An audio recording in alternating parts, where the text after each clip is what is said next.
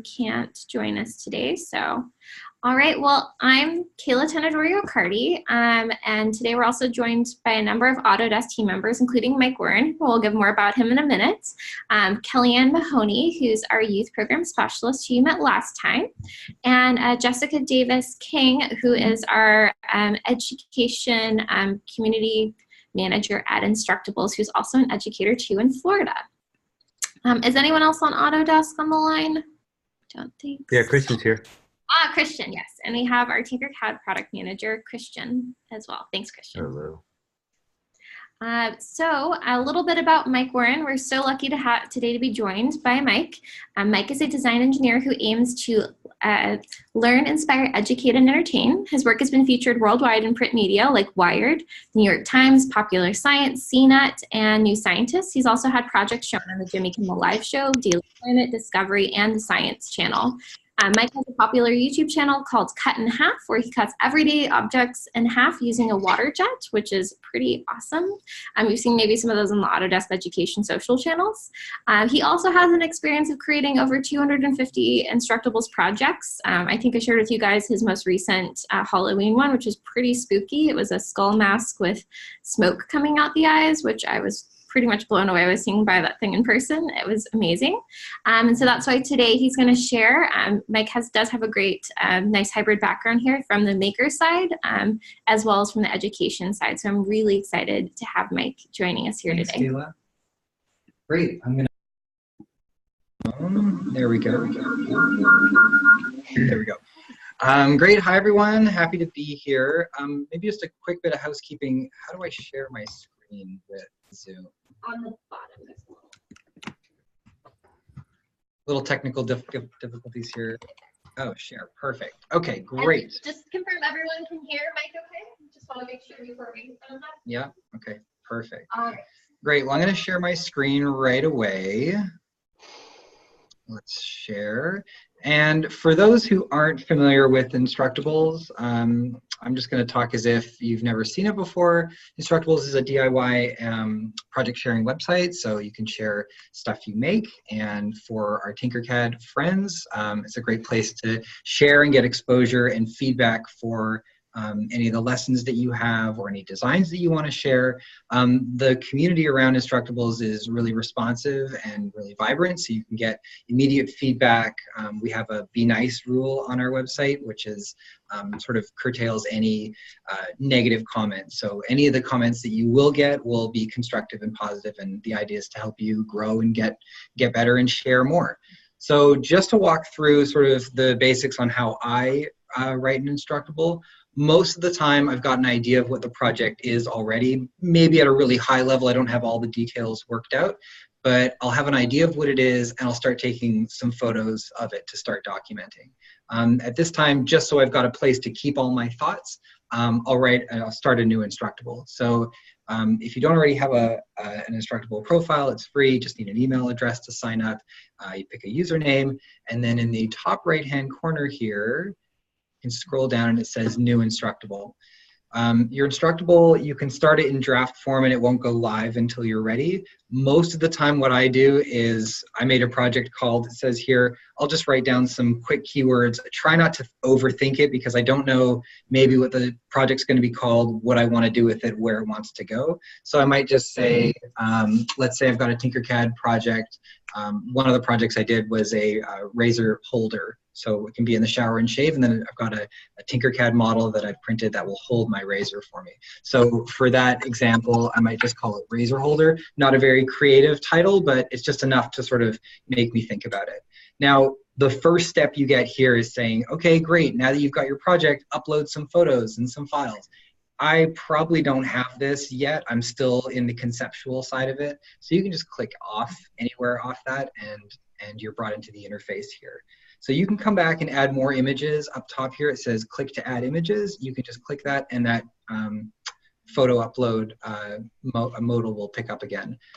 Clicking off that.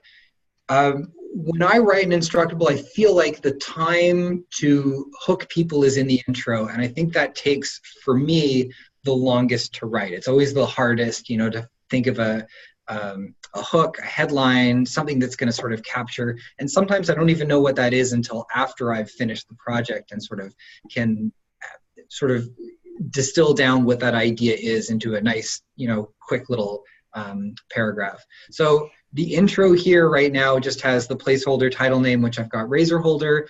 If I click this, it will bring me into the step, and I could write, this is the intro, but I don't actually know what that is yet. So I usually skip this step. So I can go back and I can add a step. And I usually start on step 1. So I'll just start add a couple steps so I've got something to, like a short path to walk down. So I usually start on step 1. And step 1 for me, when I think about what a project is, the intro is sort of the hook, and step 1 really starts to get into the meat and potatoes of what the project is. So this would be where I would look to have a materials list, sort of some outcomes about, or some challenges I had in the project. And usually I have a writing process where I'll write all these ideas down and maybe go back and take some extra photos. And then afterwards, I'll reread the project and see, does it make sense? Does it, if I were to take off the hat of the author and put on the hat of someone who's an audience member that's reading this, if they're a student, or if I want to try and describe this idea, I always assume that someone's never heard of me before, never heard of Tinkercad before, never heard of the project I'm trying to describe. So in the first couple steps, this is where I would really break things down and get kind of granular about what I'm trying to achieve and why I'm trying to do it. At the end, after all that, I think that's the best time to go back in and add photos. And when you read your project and you can have a look at what your project looks like, there's a button here called Full Preview, and you can bring that up and it'll show what your project looks like. At a glance right now, I don't have any content in there, but I will read this once or twice just to make sure that I've got all the information. And again, if I'm somebody who's never used Tinkercad before, never familiar with what your project is, I want to be able to read this and gather all the information at a glance for what I need. So some fun tricks that we're able to do on the site. Excuse me. You guys all, as educators or teachers or sort of the top tier of who our authors are on the site, there is a function for pro members, and every educator that's on Instructables gets free pro membership. One of the features of pro membership is you get the ability to have enhanced editing. So if we've got some text here, this is great. Some of the enhanced things that you can do would be like sure, bold, underline. That's kind of boring. But on the left here, there's an item called HTML, and it brings you into the source of that step. And the reason this is really important is, I'm just going to delete some stuff so it's easier to read. The reason, oh, that didn't work out right. Line 2. The reason that's kind of important is if you look at some of my Instructables, I'm just going to go back to pull up an example.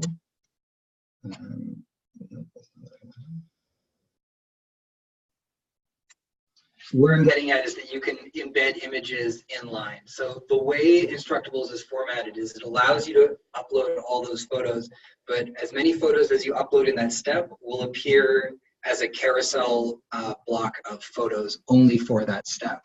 And so the way I get around that is by adding images inline, and the way to do that is through HTML. So the picture I'm showing you here is the Halloween costume that I had this year that Kayla was talking about. And if I had more than one image here, you'd have a carousel option to flip through the images at the top. But if you scroll down, you can see that I've got some animated GIFs set in between the words. So we've got some words up here, and then an image, and then more words, and then another animated GIF, and a video that I've embedded as well. So the trick here is by using the HTML function on the side here, and a crash course for those who aren't familiar with HTML. P just stands for paragraph, and every command you give HTML will be started and finished with these sharp brackets. So first paragraph says line 1, second paragraph down here says line 2. You can use an HTML tag like that, and right here would be the name of your file, so photo.jpg. There's a little bit more detail in this. I'm just sort of going at a fast pace here. I'll point everyone to a resource on how to do this afterwards. But if I were to do that, that image shows up there. So that trick is what I use for what you see here with the photos. And also that trick works for embedding Tinkercad previews. So this is from the Tinkercad website. It's a live view of my Ghost Rider costume. I made it in Tinkercad. So this is the actual file, and you can zoom around and fly around my model and see all the different bits that I made in Tinkercad without leaving the Instructables platform. So this is kind of a nice marriage of the platform of Instructables and the audience of 3 million viewers to showcase what you have, and the power of Tinkercad to have the flexibility to make models like this and be able to share them basically offline, so you don't have to be logged in or anything to be able to view this. If you wanted to follow through, these links are clickable, so you can click the upper left here and be able to follow from here. It'll link you directly to this project on Tinkercad. I might have gone a little fast there. Did that make sense to everybody? Yeah, okay, super. Another fun resource, just back here at the editor of Instructables, if you look up top, we have click to add images, and then just below that, need help getting started? Here's some pro tips. We have 3 separate Instructables talking about using the editor, how to write an Instructable, and how to take good photos. These are really good resources. I would say that the best way for anyone who's new to writing Instructables is just get started and do it. You will learn a lot more by doing. These are great tips, but really, once you've published something and forgotten about it and come back about a month later and take a look, you will have learned so much from your previous Instructable to coming back to where you are now that your writing will just get better. The other really nice thing about Instructables is I always think of them as living documents. So your first one might be really rough and you might learn some tricks along the way. You can always go back and edit your work and add more stuff. So these tricks that I learned about inserting your HTML in inline images and stuff, I didn't learn that until, I think 2 years ago.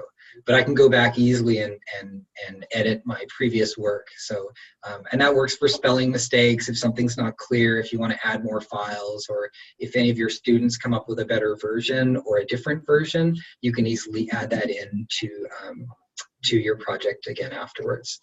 The last little bit that I like to include is the last step of my Instructable. I never want to leave people hanging, so it's very easy just to be like, great, we're done. But there's a nice sort of finality to having a recap at the end. So almost repeating what you have in the intro. So for me, the intro and the last step are always written last for me, because I think at that point I've fleshed out everything else, and it's very easy to sort of take the nuggets of that information and pop them on the beginning and the end, if that makes sense. So that's my process for writing Instructables. I think it's worked out pretty well. I mean, anyone has any questions, I'm happy to answer. Yeah. Yeah, give me a second. I'm just gonna figure out how to unmute here. I don't know how. Isn't that funny? And now that I'm in my shared screen, that's it. There we go.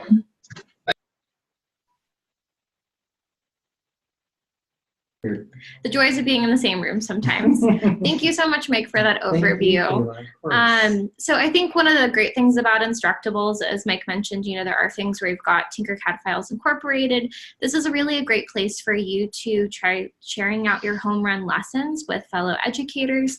Instructables is a big audience. We have about 30 million unique visitors coming regularly to the site, so there's a lot of exposure here for you for those lessons to share those words. And I think from a sharing out perspective, we'll want to, like, after you've maybe written your first home run lesson, hear from you, and then we can share it out with our social media audience. So that is definitely an opportunity here. And on our Maker Friends, just sharing out those great projects like Mike had there, his skull mask. I think those are the kind of projects that we would love to have more of and similarly share out on social. For our educator friends, we do actually have some recommendations on formatting for best practices there. And so I wanted to turn it over to Kellyanne to be able to share some of that. So I'm unmuting now. Can you hear me? Yes. Awesome. All right, and now I'm going to share my screen, and I'm going to show you an Instructable that actually one of the members of our Tinkercad Teacher Advisory Committee created, but we sort of co-created it together and applied this lesson plan format to it. So this was actually a lesson that was taught by Vernon Key. And it's a cool interdisciplinary lesson as well. So I can just coast you through it a little bit and also just talk about the format that we use so that we could, and a lot of the things that Mike had said are very similar to writing a lesson in Tinkercad as well. So this is how to design 3D population maps using Tinkercad. This was published by the Tinkercad for Education channel, but we did credit Vernon as the author. So what you'll see here right now is, so we have, so what Mike had said about the intro being a hook is an awesome idea and something that I'm sure as teachers you guys understand in regard to when you're launching a lesson that you would have like a cool hook. For our intro, if you're writing a teacher lesson, we would like you to use this format for it just because it's something that is recognizable to teachers that like this is a lesson plan. So we have the lesson author, we have the recommended grades. The grade bands that we have been thinking about are grades 3 to 5, 6 to 8, and 9 to 12. We don't want to be too prescriptive about which grade this lesson is particularly for, but we do want to give some sort of direction in terms of what grade level we think it's appropriate, or you as a teacher think it's appropriate for. For skills taught, these are just general.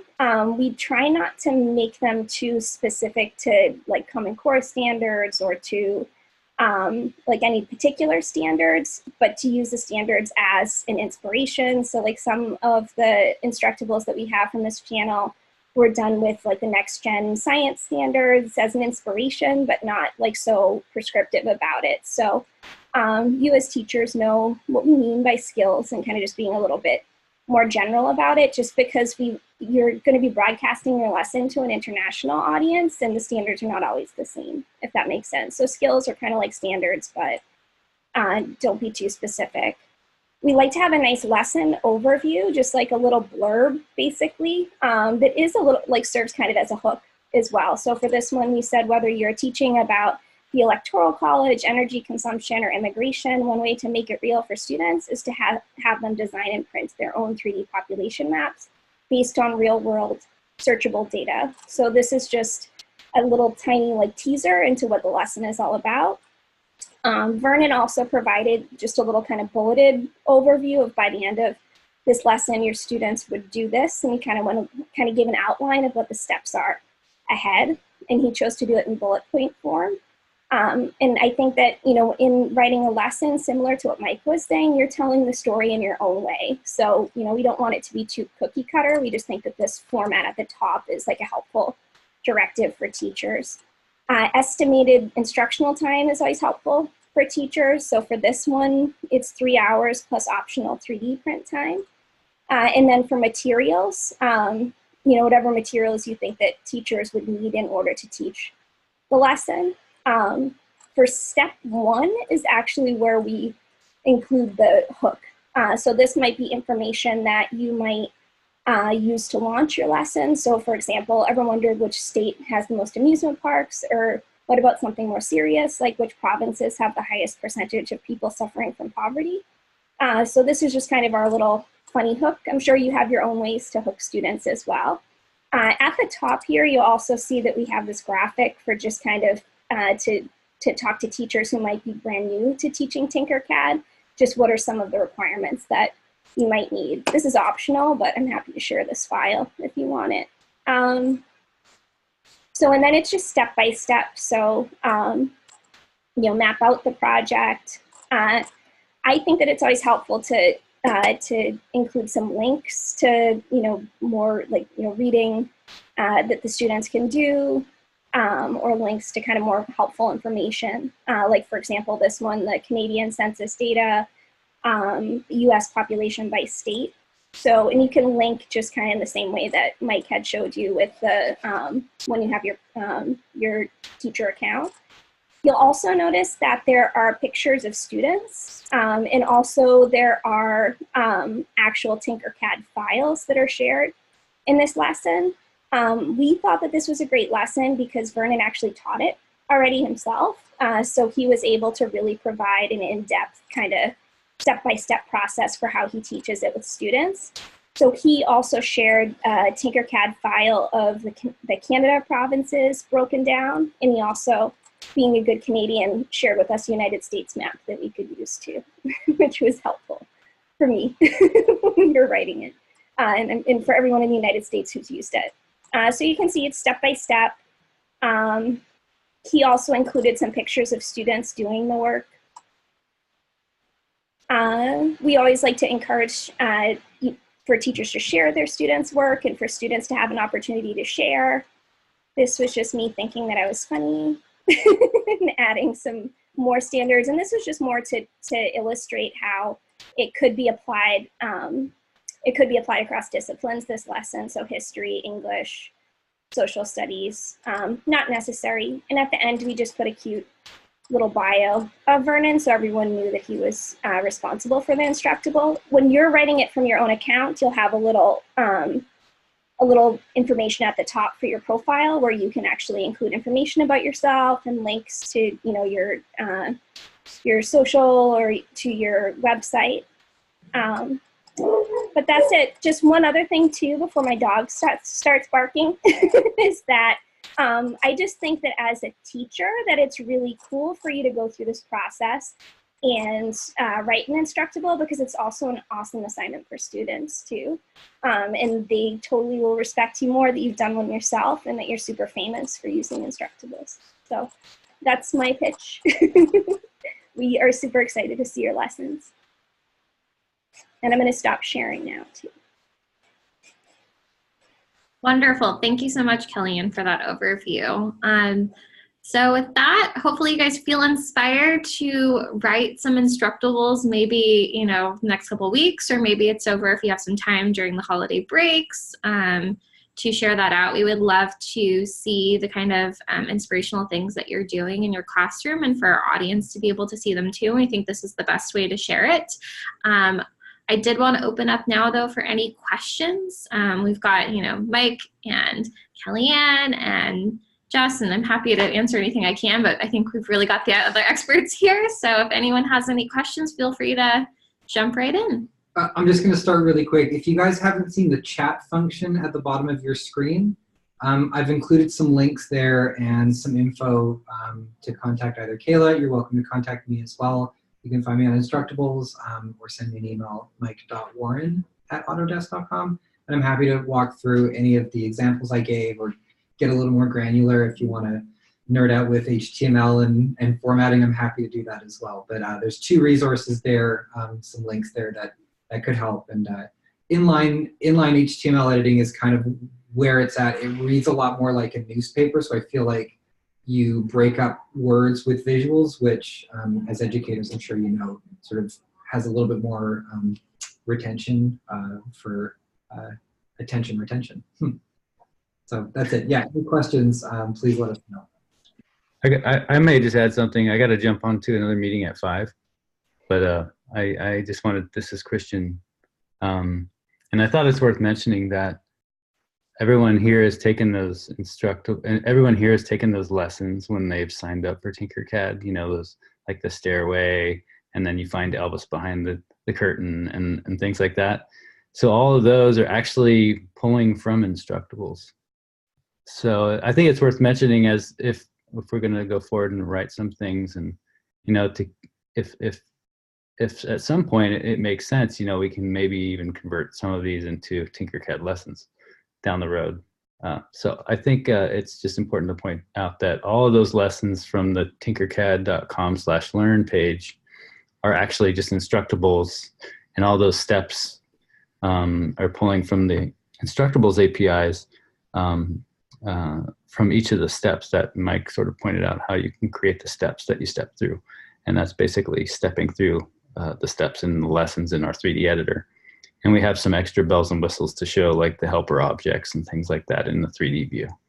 So thought I'd just put that in there since we're sort of, you know, eating our own dog food there with using Instructables for inside of our Tinkercad editor. Awesome, thank you, Christian. Mm-hmm. So it looks like we have a couple of questions that come through, Mike, on the chat, so I'm going to mute myself to let you in. Great.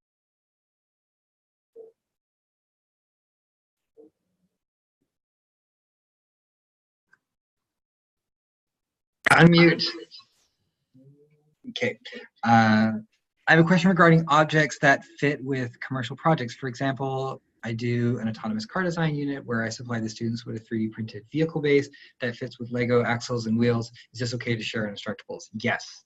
And sidebar, I think that's a great idea. I've been kicking around a very similar concept for an Instructable lesson plan to put together. So great job on that. But yeah, commercial products, you are under, you can mention any brand names you want. You can talk about Lego, Hot Wheels, you know, YouTube. You can say whatever you like. You are authoring this as an individual. You're not representing any other entity, so you're welcome to use. There's no like infringement or anything there. I don't know who asked that question. Does that answer your question? Yes, terrific. Thank you. Perfect, perfect. Nathan, we have students write tutorials on Instructables on building non-traditional drone building. We also have students write a little about their experience to allow readers to know where their hangups were. Yeah, great. One of the great things when we've taught lessons on Instructables is the group sharing and basically helping each other out. So I think that's fine. And you're welcome to either publish them, and they might get flagged by the our community team if they're live, because they might not, if they're examples, they might not fit in the guidelines of what an Instructable is. A nice way to get around that though is you can publish as private, which means it'll live on the site but won't be public facing. You could only share it if you had the direct link. So if you're testing things out or don't really, you know, doesn't really fit in the framework of an actual tutorial or a project or showing people how to do something, it's more of a writing exercise, I'd recommend that would be the way to go around that. I hope I answered your question there, Nathan. Any plans for making Tinkercad more narrative in its tutorials? Great question. I don't know if I'm the best person to answer that, but I do know that we are writing more tutorials. We do have plans to sort of revamp what that looks like. So more to come on that. But narrative, are you meaning more like spoken word on how to step through the process, or maybe just written down? Maybe you can give me a little more information on what you mean by that. And we did this year release some new Tinkercad tutorials that have, I would say that they're more of the basic foundational Tinkercad tutorials that kind of talk about like placing an object and just using some of the view cubes and other things. So that is available now. But I mean, you guys are our advisory team, and you see it through a very different lens than what we do. We're so close to the product and we use it all the time that I think we might gloss over some things that we just assume everybody knows. So if you notice any shortcomings, yeah, please let us know and we'll do our best to fill those gaps and make sure it makes the most sense for people that maybe aren't power users of the product. I did get a clarification. Oh, more like an Instructable. Okay, that's a fair point. When I write, if you look at, maybe I can share my screen again super quick. Share screen, this one, do it, share. I try to write my Instructables as if someone who has never seen Tinkercad before. It's their first time kind of going through the process. So if this is what you mean, I'd love to know. So here's the embedded model as I was showing before, but I actually stepped through the process of basically every step. And this is where inline HTML, I think, actually shines, because if we were just to put all these images up top, they would all rest above where you see step 2, lantern slides and finger join. All the photos for that step would all be stacked right up top. But as I've got it, you've got a little bit of text and then a picture, a little bit of text, another picture, a little bit of text, more picture. So this has 4 pictures set up in line, so you see the step I'm talking about and then read about it. So this might get a little too granular for maybe what you guys are trying to do, and I don't know, but this is sort of the format I follow when I try to convey what I'm doing in Tinkercad. And it seems really easy when I'm doing it because I think the interface for Tinkercad lends itself to that, but it can be a little tricky for some people. So the inline HTML is what I've used throughout all of this to basically showcase the individual steps. And like Christian mentioned, the API on Tinkercad will pull directly from Instructables. So this format, if this were to live on Tinkercad, would be pulled. Ideally, it would look just like this. So it would have the HTML inline formatting with the words in there as well. And here's a little cheat for you. So we've got some words up top and then an image, and then we've just got a letter space placeholder here that's an error. So I need to fix that. I didn't put anything there, but this is a good example of this being a living document. So this has been live for 2 weeks now, or a little bit longer than that, and I can easily just go back in and fix that up. So you know, don't be shy if there's something that didn't work out, or you find an error in your Instructable. You can just go back in and save it, and it'll update, you know, within seconds. Or if you do the project again with your if your students, right, and you have, you know, the students made a recommendation and a change, it's great to go back in and add that detail in, add more examples. And one of the fun things about Instructables too is that people can share when they made it. So there's a button that like people can post on the bottom that they made it or did it. And that's, I think, one of the most fun moments in Instructables is seeing like, oh, somebody else did this. Let's see if I can find an example of that, Kayla, just so you can just show it off real quick. I'm just going to share my screen again. Share. Go. So I wrote a woodworking tutorial last year, and here's a good example. Somebody who made it, and they throw their version in the comments below, which is also really satisfying because how I interpreted this, and I'm going to just zoom back up to the top here super quick. Pretty simple, you know, wooden dice with painted dots, but how everyone else interprets that is going to be much different than mine. So here's all the I made it's for this project. And some people did the little pips inset.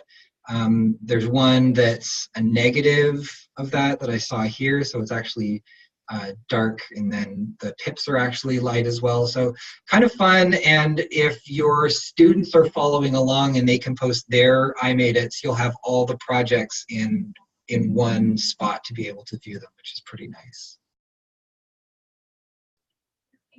Great. Any other questions? Not a question, but just a comment from Mike. I found it really useful to hear you talk through your process of just developing the idea, you know, especially that idea that you don't necessarily know. Am I not getting any sound? Nope, not yet. Sorry. Can anyone hear me? You can. Okay, good. Sorry, it was just a brief comment anyway. Just, yeah, Mike, when you went through your process of developing the concept in Instructables, I thought that was really useful. That's all I wanted to say. Oh, great. Thank you. I'm glad that makes sense. Great. Yeah, it's always funny. Before I started meeting other people that wrote Instructables, I never knew what the process was for other people. I just assumed that the way I did it was maybe a little different than everyone else. So I actually think there's a lot of value in sharing how I do something versus how you do something. And we pick up tricks from each other. And the inline HTML is a good example of a trick that I just picked up along the way and have worked with it to make it into how I use that tool today. But I'm still learning new things as well. And I think sharing, sort of peeking behind the curtains and seeing how other people write stuff definitely helps. And we're among, you know, peers in this community of power makers. So whether it's Tinkercad or Instructables, I think there's a lot to learn from each other. Well, I mean, I've started writing some Tinkercad tutorials, which I really should do on Instructables, and it's purely driven by people saying, how did you approach doing this? How do you do rounded corners? How do you do this? And it's, you know, there's 8 ways to do everything, and it's just, you know, it's great to see how everyone approaches those things.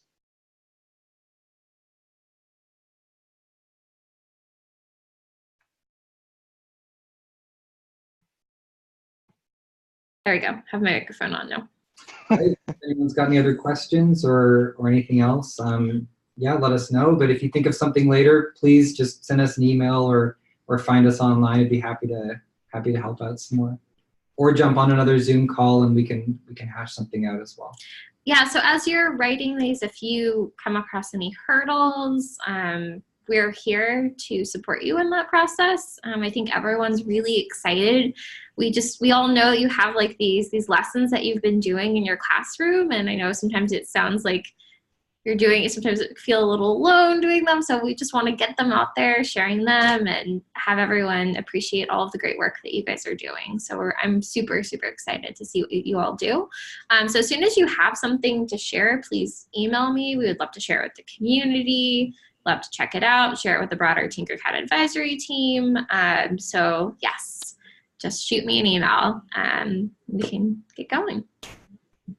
All right, with that, unless there's any other questions, we'll wrap up. I think everybody has my email address. And Mike is just very similar to mine, mike.warren@autodesk.com. So yes, and I can always forward along any questions too, or help with that. All right, well, thank you, everybody. And I look forward to talking to you in a couple of weeks during our Tinkercad advisory team meetings. Thank you so much. Thanks, everyone. Thank you. Bye, everybody. Bye.